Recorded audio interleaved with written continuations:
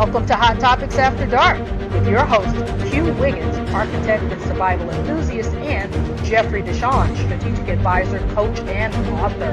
Let's get talking. Wow. Thank you for joining us for Hot Topics After Dark live on Q Wiggins timeline. I am Jeffrey DeShawn, the Inspired Muse, and we are blessed to have those of you with us. We have launched Hot Topics After Dark. If you've watched any of the 3 episodes that we've posted on our Facebook, or if you go to our YouTube playlist, there's some conversations that Q and I have been having about just the hot topics of the day, given where the world is in COVID-19. And we thought, well, what better time? We're all self-quarantined, and to share these conversations with community. So that is what we are doing with Hot Topics After Dark, and we'll be doing these lives once a week. You can expect a new episode of Hot Topics of the Dark on Mondays and Fridays. And then you can expect a live on Wednesdays. So we're going to give you a Wednesday afternoon boost. Join the discussion with Q and I. You can check that out on our Facebook page, Hot Topics After Dark, or our YouTube playlist, Hot Topics After Dark, which is all linked on our Facebook page. We'll both be, if you follow me on Instagram, The Inspired Muse, the capital EENISPIRED Muse. You can follow it on my Instagram feed as well. There's a playlist there. Or if you follow Q on Instagram, you'll be able to find it there as well. So thank you for joining us. And you know, I'm the co-host on this, so I'm gonna turn it over to my lead, and I have no problem following, especially when it's a powerful, dynamic Black woman that I'm following. Q Wiggins, what you got for us today? And Nothing. How you doing today? You okay? I'm doing all right. We figured out the technology. Folks understand. Come back in. You know, it take about. We've been playing with this Facebook and Zoom thing for a minute. A little late to the party than some, but I'm doing good now. It's been making a lot. There've been a lot of changes. So things, you know, when things change, it's real hard to catch up when it changed last week. So it gets a little more complicated when the changes from last week. Real live. Yes. Yes. So yeah. So I just want to make sure everybody's good. You know, everything is changing so fast, and we aren't necessarily getting all the information. It's kind of weird. It's like everybody's talking about something different. All of a sudden, nobody's talking about certain things. So yeah, I wanted to talk about a couple of things, and I really want to even rename this topic, this description as about how Hogan did the move Kemp did last week. Say more. So, say more about that. What you mean? There was this big national fuss about Kemp, who is a Republican governor in a very Republican state. I'm not going to say very Republican because they almost, you know, went blue, but that's another story. But anyway, it was in the South. It was in Georgia, and he opened up the salons, the barbershops, the spas, places like that. And you know, he's getting a lot of flack for it. But the funny part is, Hogan did the exact same thing. Now, Kemp, he did his opening April 26th, but Hogan did his opening April 20th. And a lot of people that missed national news. Did that go unreported and unannounced? That went nobody got the scoop. When I looked up the scoop after receiving a letter about it from my loctician, who stated basically, "I love you too much to set you up." So she sent me a letter saying, "Hey, Hogan said we can open up for so-called essential personnel, but we are not opening because we don't feel it's safe for our clients." So I was really thankful for her to do that. But we're open for business. Now, they say it's just for essential workers so that they can get their hair done. Now, I don't know how you would be able to find out if someone actually works at McDonald's or if they're just saying they work at McDonald's. But even still, you want to take medical professionals.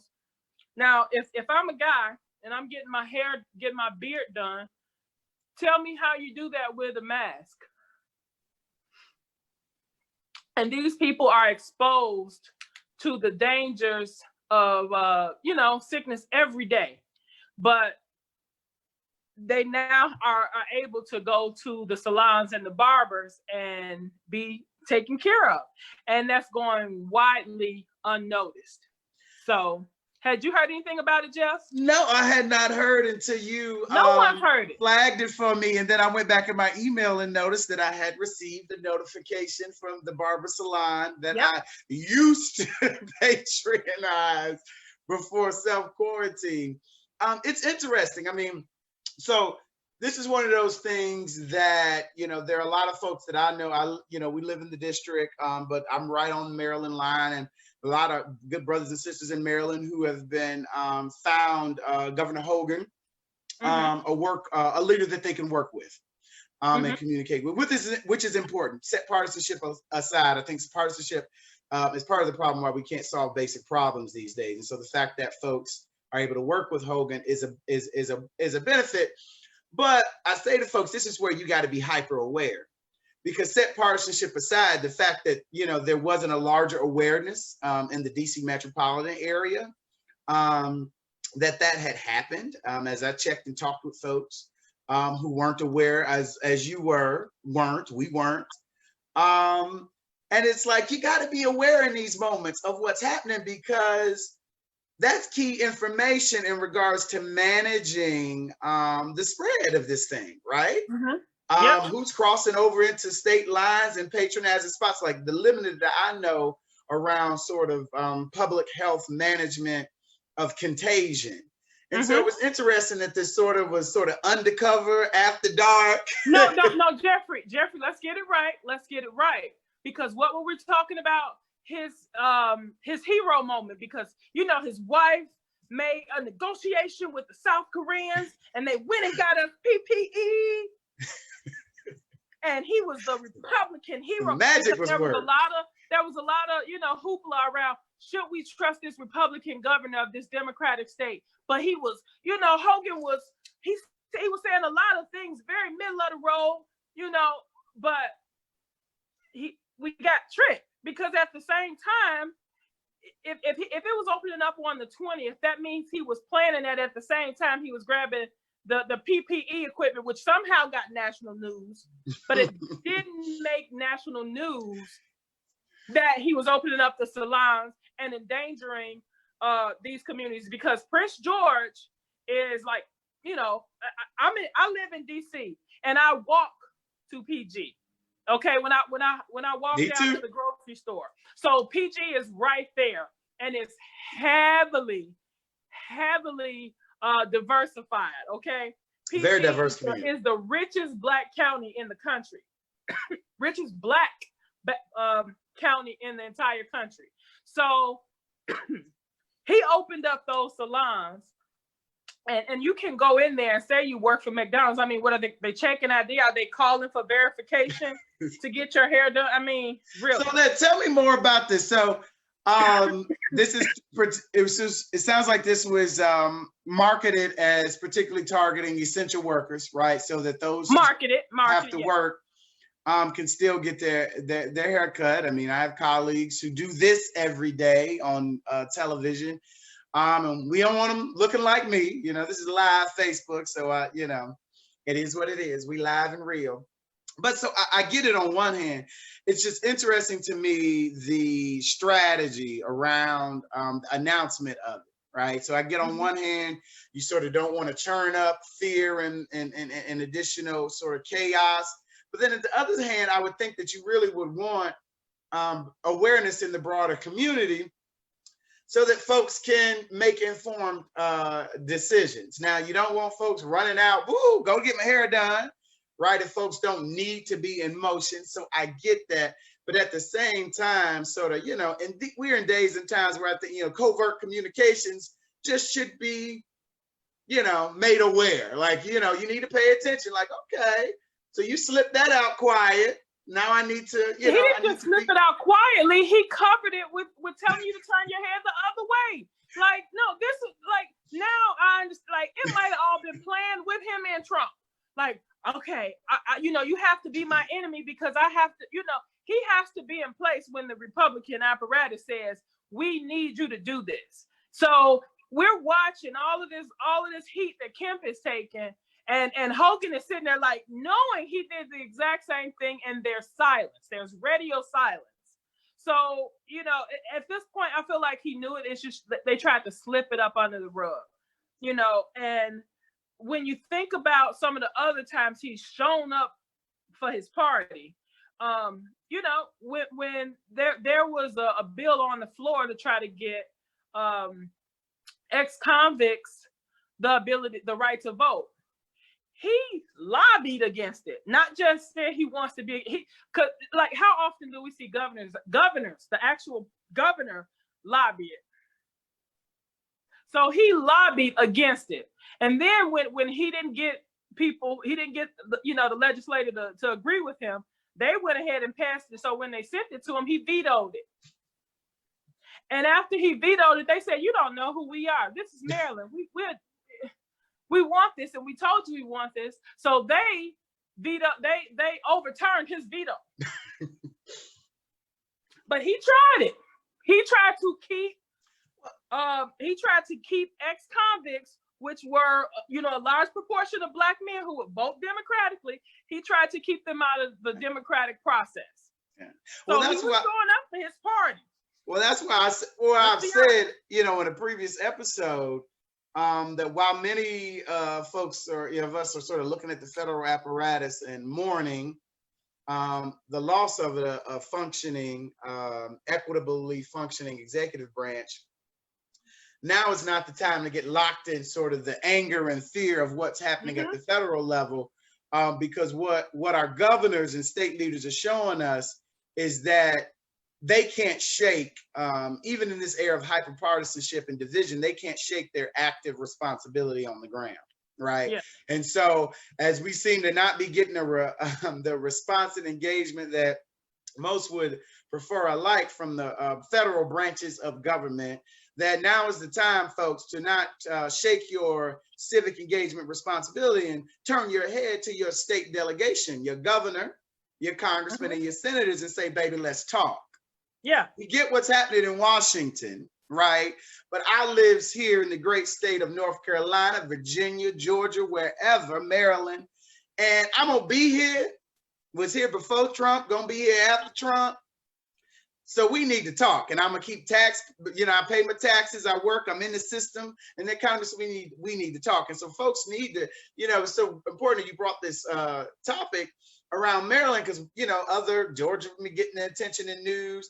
And oftentimes because of that, we kind of think, particularly when you're not in the South or not in a sort of heavy labeled partisan divide of red state, blue state, that, okay, we're a little bit better, we okay. And we might be a little bit better on the surface, right, of how our elected leaders navigate politics, because they know the culture of an area, right? I can't just rush out there hardcore with an agenda I know that is opposite what the voting the voting folks want. But I can sort of let my actions speak for me. I don't have to necessarily announce it or speak to it, but I'm actively doing it. And we are in an era and period where there's a lot of active doing that's not getting talked about and told. And we're going to find ourselves 4, 8, 10, 20 years down the road where we're like, how did this happen? When did this auto trigger? Well, baby, it auto triggered 2016, 2017, 2018, 2019, 2020. We weren't paying attention and asking the questions, and we'll sadly may find ourselves down the road in a situation where we're going, when and how did this happen? Yeah. But we gotta tap into that local government. A lot of us are at home right now. We have to do at least the minimum part of reaching out to those folks. You know, if you're not doing anything, call up people and call the people in your phone list and make sure they register to vote. Call them. Because we're being constantly hoodwinked. 71% of the unemployed people last month didn't get a check, unemployment check. Now they promised us everybody, you know, who was working was qualified. My nephew's still waiting in Maryland. Didn't happen.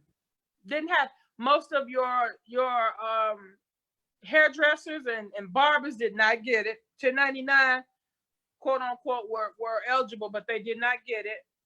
It was so many people that somehow just, you know, lots of ineligibilities all of a sudden. So, you know, they know how to get us back to work, make us hungry. So that'll do it, right? Yeah. That will do it.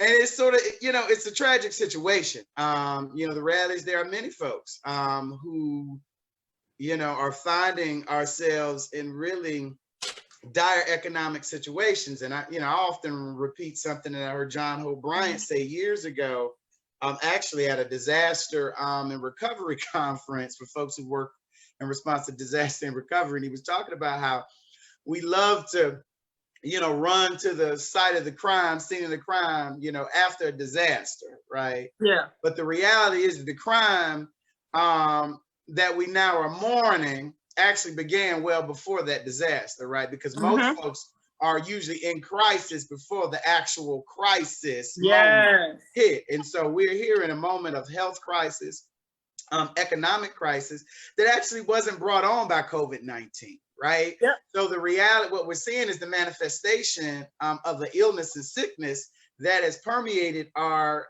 political, electoral, and civic systems for a very, very long time. And you know, my talking point, folks get tired of hearing me. But this is not about Donald J. Trump. This is not about Barack Hussein Obama. This is about the United States of America and the systems in which have been created to manage and control our civil society. And in moments of crisis like this, what happens is, whether you like it or not, brothers and sisters, people get cringe when I talk like this. But here's the reality of how systems work. I've been in this work in this town, Washington, D.C., and in politics, nonprofit government for a minute. This is the moment of great restructuring.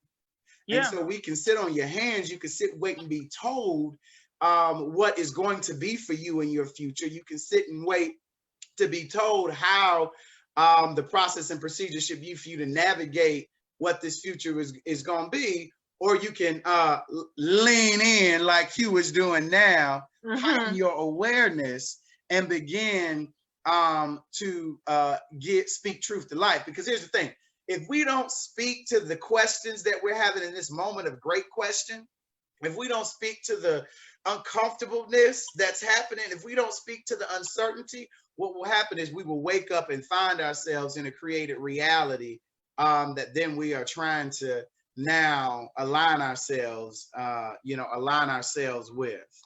And so, you know, it's just important. We got to, you know, whether it's things like this, you know, in Maryland, and folks not being aware that salons and barbershops and things, you know, have a soft open, or some of these other things that are happening, you know, around unemployment benefits, around, you know, it's a lot happening at the same time. It's like we're hanging off a cliff in a tornado with pancreatic cancer, and it's a dog biting our hand.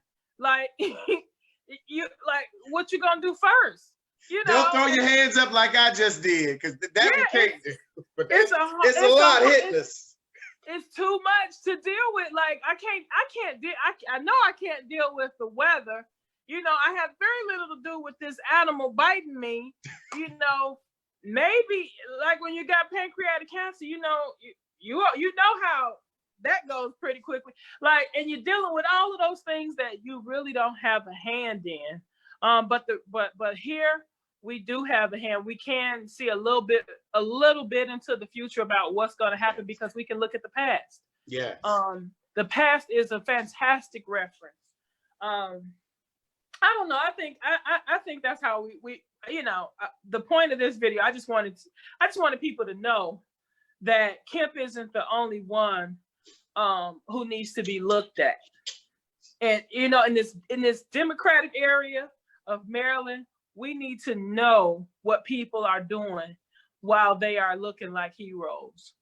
You know, is that hey, everybody's gonna take their moment. You know, in any Yeah. moment of crisis or change, folks are always thinking in position, Politicized. right? And so Yeah.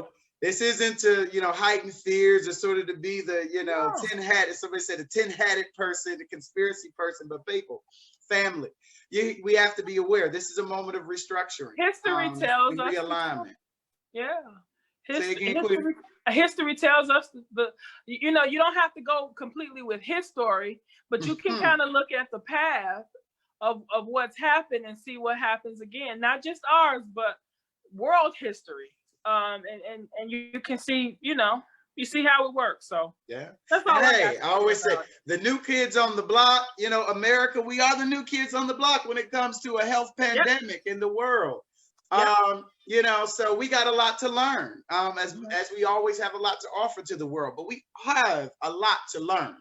And I think that, as Quita said, there's so much that we can't be in control over, but we can be still and understand our situation and circumstance for what it is, have a better understanding and awareness of the broader environment so we can make healthier and better decisions for our long-term survival and moving back into the pathway to thrive, right? Yeah. If we get out here and we're just reacting on what's told to us or we're reacting out of fear, baby, that's going to be a short-term moment. But now is the time to sort of be still, be aware, listen, and assess for you, yourself, and yours, right? Because I can't see these stories of babies losing their mamas and daddies. Folks, I know we worried about how to feed and how to continue to shelter. But baby, those children of yours, those parents, your siblings, your partners, your spouses, they need that air breathing through you and your lungs more than the value of the dollar on any given day. And I know I say that from a place of privilege, and I keep saying it over and over again. But as I read these stories of loss, it is so true. You can get it. You can get things back. We figure out a way. But what you can't get back is your lifetime. So, you know, we got to be aware, and we have to make decisions that are going to truly benefit and uplift each and every one of us, particularly those, you know, who are, you know, among the working poor, and among, you know, minority communities, Black folks of color, you know, we're all think about the working mothers and single parents in general out there right now. So we got somebody join us. You got something you want to share, Saya? Hope I said your name right. You got something you want to, I'll unmute you and you can share it verbally. You got something you want to share with us? I guess not. Well, thank you for joining us on the Zoom. But if you want to say something, I'll unmute you. You can join us in the conversation. Q always blesses us when we do a hot topics conversation with the survival tip of the day. As our survival enthusiast and my go-to for all things, you know, that I don't know particularly about the outsides. What you got for us today, Q? So today I got something a little more difficult. It's going to be a little more difficult to digest. So I want people to think about food, right? So I want to bring this up because I keep getting sort of a battle with it. So in my survival training, what I have learned is you have to think about what's out there. If ever the situation came and you had to navigate eating without grocery stores, right? So obviously the first thing you want to do is have your home, you know, stacked with canned goods, things you don't need to have a freezer for. Maybe even some stuff that you can transport, like oatmeal. You know, if you're sheltered in place, you can think about growing things. But if you are on the move and you are a vegetarian or you are a vegan, you will have some problems because those things are not available necessarily on the run. Because like you may find some roughage, yes, but also remember roughage can kill you in the wilderness. So it's a lot of things that can kill you. So you have to have a really strong knowledge about what you can eat. But the other problem, which is the bigger problem, is calorie. So you got to have so many calories to have enough strength to move forward. And the biggest thing that you have is meat. So if your body is not prepared to ingest meat, you will have some technical difficulties. You know, this conversation keeps coming up because they're having some problems in the food chain at the meat packer. So people are like, well, that's fine. We didn't need to eat meat anyway. Guess what? We don't have enough calories to sustain all the people who need to eat. So what will people do? They'll go get a lot of vegetables. And what happens if they eat all your vegetables? There are not enough vegetables for us all. And what happens when people have to be forced to veganism, when they don't want to be forced into veganism, they become a little different, a little angry. So what's the tip and solution? How we start to prepare? The tip is to do your research on what you can eat, on your high calorie diet, and to think about food in a different way about going to get it. I don't want to tell people that they have to change into meat eaters, but I just want you to do some research. So that took a little time because there was a little. But what I'm hearing is that we understand that our product and supply chains are shifting and changing. And so what I'm hearing you say is don't get caught out there in the okie doke, and start to do some research so that if you are, somebody who's vegetarian or vegan, that you can understand the options that might be available to you in the moment where you might be as you have to shift. Or if you're somebody that hasn't been vegetarian or vegan, and we may find ourselves with a less of a meat protein supply, and we may need to have some understanding of what we can use to substitute meat. So now is the time to not sort of find ourselves weeks down the road and, there's something happening with the meat or vegetable supply. Yeah. And we all trying to figure out, Yeah, that's the hard thing I'm trying to say. So you summed it up a lot better. I don't want to tell people to go either way, but just think of it, because we're all used to having a food supply chain. So that's how we create our diets around that. Try to create a diet around not that. And I say, I say it this way, folks, a lot of folks get crunchy when I talk like this, but, when I look at, the blessing of travel and having been able to travel a bit outside the United States, and I look at this moment, the veil of differentiation between America and the rest of the world, the old world, is kind of being lifted, and we're not used to having a limited supply and a limited supply of access. We're used to having big box on every corner. And that's not the case in most of the rest of the world. And so, we're going through, this is a tragic moment we have to remember the loss. I remind myself daily of the loss of lives. But we also have to recognize it for what it is in regards to our way of life, and the shift. And beyond this moment, there are going to be some changes that continue beyond this crisis. Well, thank you, Q, for that survival tip, a very important one. I'm sorry, I'll make them a little shorter next time. Oh no, that was spot on. That's a thinking one. We got to start to think and plan about how we sustain ourselves via the food that we eat. And we have to assess our current, situation, and then think about the what may be in the future. So that was spot on. Give us some inspiration for today. Yes.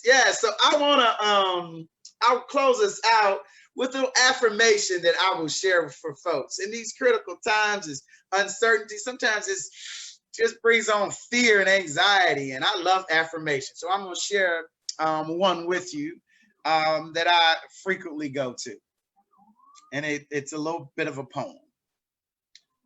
And my life shall be what I create, and my life shall bring me what I desire, and my life shall be full of love and life. My life shall continue long after I have gone from this place.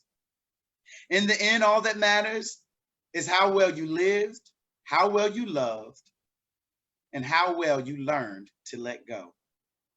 I will live well, I will love well, and I will learn to let go. Mm. You know, now is a moment. It may not seem like we have self-control and determination over ourselves, but we always do.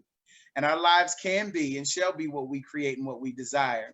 We have to take the moment of stillness as it is, recognize it, acknowledge it for what it is, give praise and thanks to all that is that we are here and are able to be. And then, you know, get to work and active in manifesting that which we desire to have for ourselves, our family, and our community. All right. Okay. And that's this live episode of Hot Topics After Dark. Thank y'all for joining us. Thank you, Kim. Love you. Thank you, Melvin. Yes, Dr.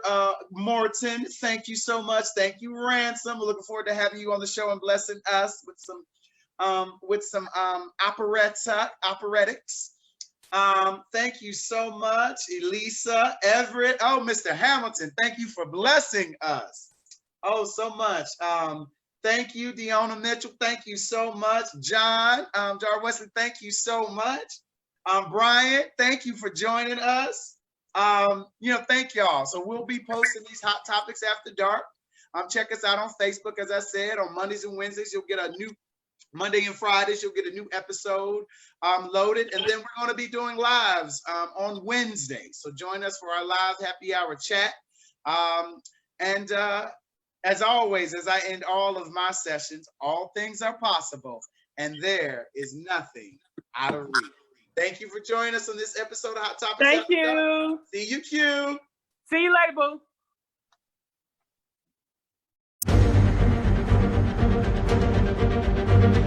Thank you.